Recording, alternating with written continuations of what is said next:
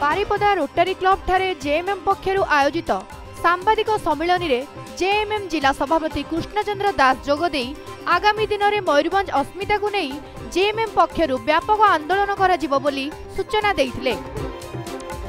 एही अवसर रे रेलवे विकास मंथर गति करिबा, जामशालू जसीपुर जातीय राजपथर विकास गच्छप गति चलिबा,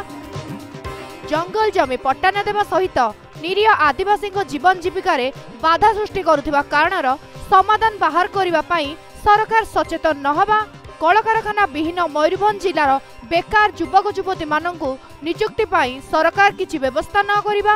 जिलार पर्यटन शिल्पर विकास न होइबा एवं शिक्षा और स्वास्थ्य सेवा क्षेत्र में पदवी खाली रखिबा सरकारଙ୍କର अपारगतार परिचय बोली जेएमएम पक्षरु सरकार दृढ़ समालोचना करा जायतिला।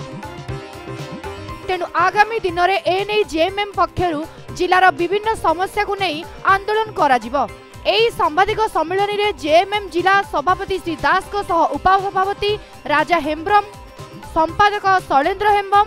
केंद्रीय सदस्य दिवाकर सोरेन, राज्य परिषद सदस्य सनातन मुर्मू और संगठन संपादक सांग माझी प्रमुख उपस्थित थिले। जनवरी 5 रु आमे आपन सहित परिचय हेबु एवं जिल्लार विभिन्न इश्यू को नहीं एमती झारखंड मुक्ति मोर्चा आगो को जीव सेही कार्यक्रम पय आपण मन को डकाइतला एवं निमंत्रण भी करथिलो। आमे सेति पय जिल्लार बहुत समस्या जदि समस्या को नहीं कि आमे आकु आसीबा 365 दिन सारा हो पार। तेणु मोर कहवा कथा झारखंड मुक्ति मोर्चा गोटे अन्यतम विरोधी दल हिसाब से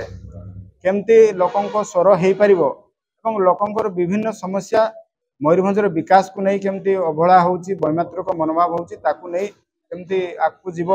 राजरास्ता को ओह्लैब आंदोलन करिवो, सेति सम्यक धारणा देवाई आम आपन को निमंत्रण कर। मयूरभंज जिलूर दिनेश कुमार सेठी रिपोर्ट, समय लाइव।